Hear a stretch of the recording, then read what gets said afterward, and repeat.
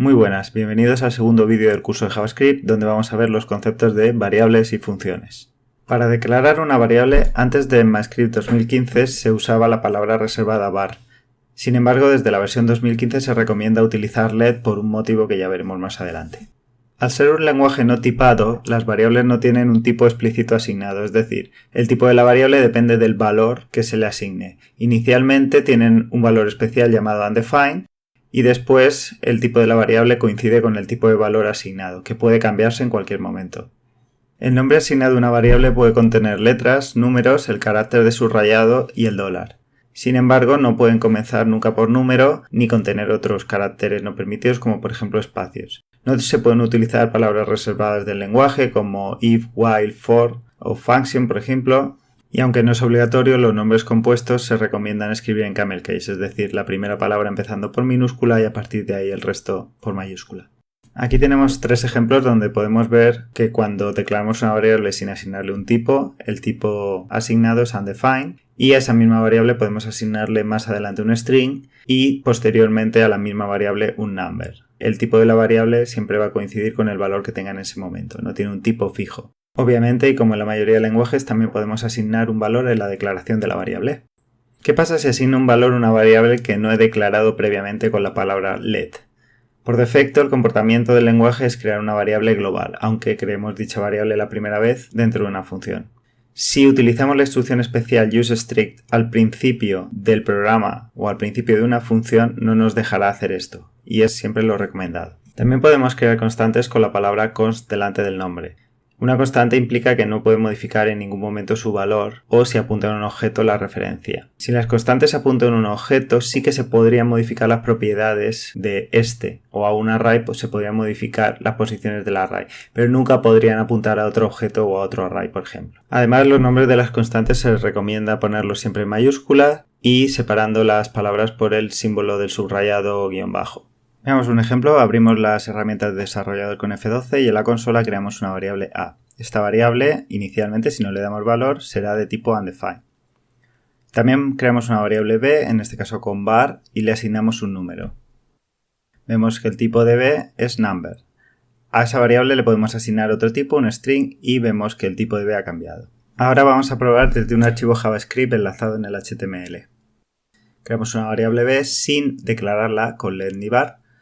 Y en principio funciona correctamente, pero se nos crea una variable global aunque la creáramos dentro de una función. Como esto no es lo deseado, vamos a introducir la instrucción useStrict que no permitirá esto. No permitirá dar un valor a una variable si no ha sido previamente declarada. Ahora crearemos una constante. Como veis, el nombre se lo ponemos en mayúscula, le asignamos un valor, hasta ahí todo correcto, pero ese valor no podemos cambiarlo. Si intentamos cambiar, pues error. Ahora vamos a probar otra cosa. Vamos a asignarle a esa constante un array. Un array es un tipo de objeto, con lo cual, como hemos dicho antes, podemos modificarlo, podemos añadirle una posición. Lo que no podríamos hacer sería eliminar la referencia y apuntar a otro array o otro objeto.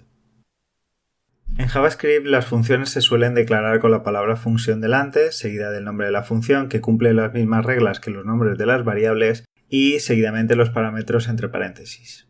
Aunque no lleve parámetros, obviamente se deben de poner los paréntesis como ocurre en muchos lenguajes.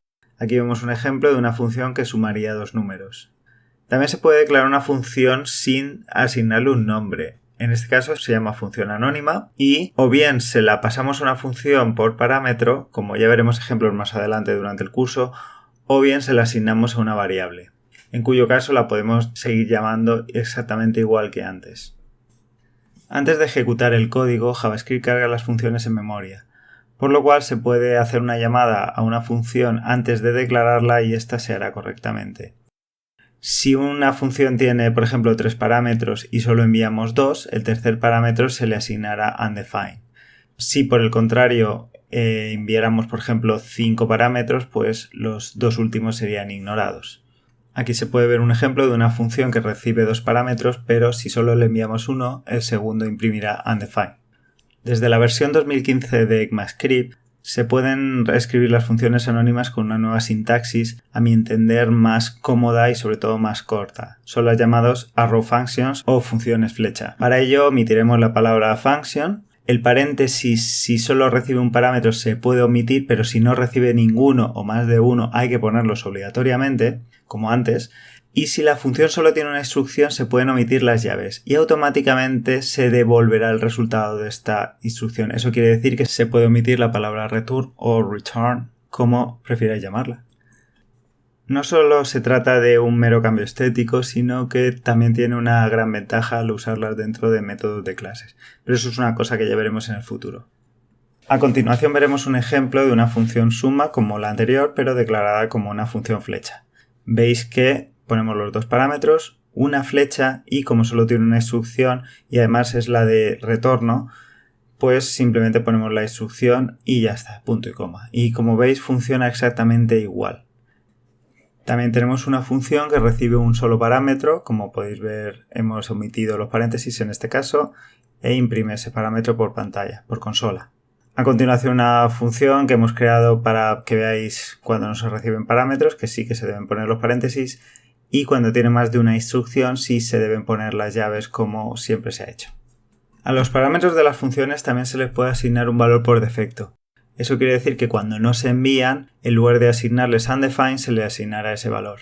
Aquí tenéis un ejemplo de una función que recibe un nombre, pero si no se le envía ninguno, se le asigna anónimo al parámetro recibido.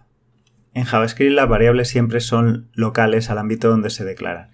Eso quiere decir que si declaramos una variable en el ámbito global y luego dentro de una función declaramos una con el mismo nombre, en esa función la variable tendrá un valor diferente, el valor local. Sin embargo, cuando salgamos del ámbito de esa función, volveremos al valor global que tenía anteriormente.